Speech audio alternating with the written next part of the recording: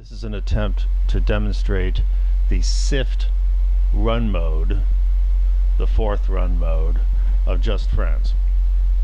If you haven't watched my video on the Shift run mode, the first run mode, you should probably watch that first.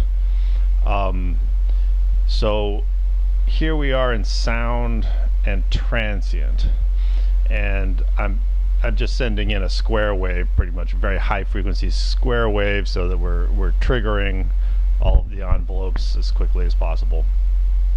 And all you hear is this drone. Over here on the O tool, you'll see at the top, this is the sine wave we're currently listening to. We're just taking one of the outs.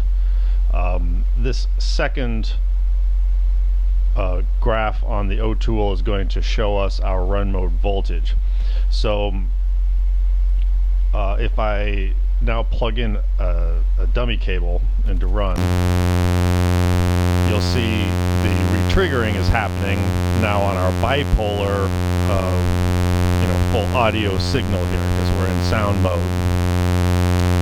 Now there's no voltage hitting this, so the retriggering is happening halfway through the sine wave, and we can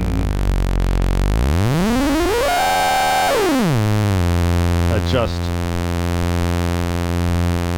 our wave shape as per usual. Now what I'm going to do is I'm going to now attach a sine wave LFO to this run signal from Batumi, and you're going to see the CV voltage going up and down between -5 and +5, and you can see the retriggering point moving pretty much the same way we saw earlier with the shift mode in shape. Now, again, I'm using a very high frequency retriggering here for these envelopes. So I'm just going to show you what happens if I bring that down.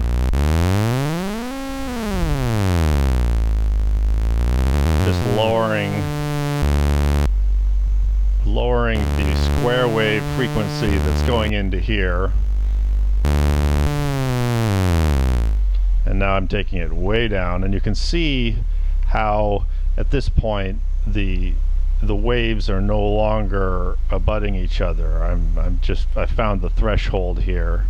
If I go just a little higher, then we can see the retrigger start to happen. But at the moment, the square wave is slow enough that the wave is completing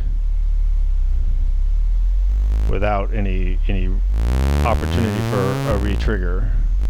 So the frequency of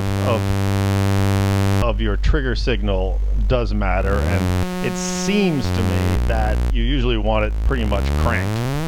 But I'm still trying to figure out what this mode is actually good for. It's billed as another way of exploring timbres. You'll also note that when I did the demo of the shift mode, I had the frequency of time up pretty high. In this demo, it's actually more at 12 o'clock. And in this area, you get a fairly smooth resolution, I guess I'd say, for where the retrigger point is in the wave. As I take the frequency up,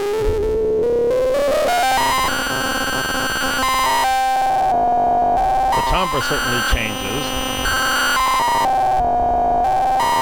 We'll take a closer look here on the O tool, and you can see that now the retriggering is happening at very discrete steps. And if I go all the way up, there are really just two points that happen where the retriggering happens.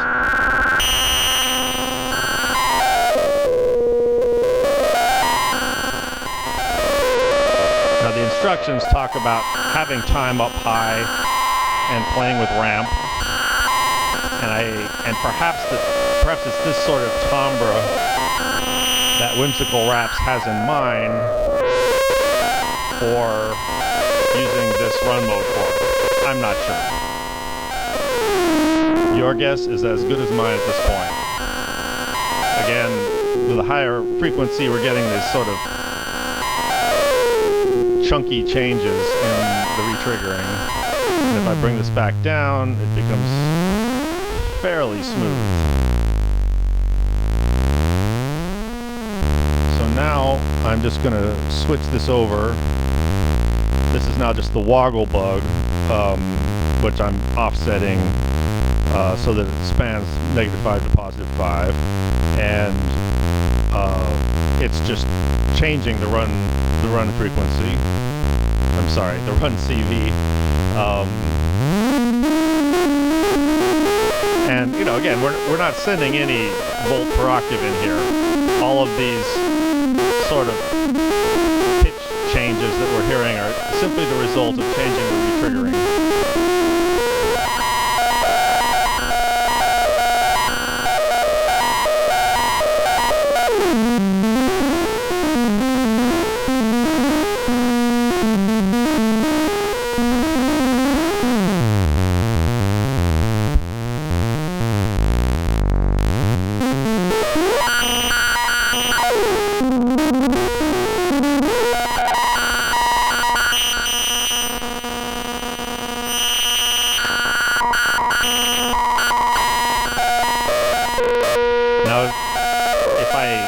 Output,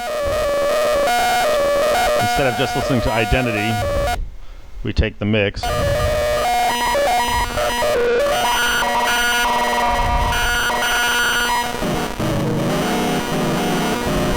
There's a bunch of layering there. Obviously you could do your own custom mix just using selective outs.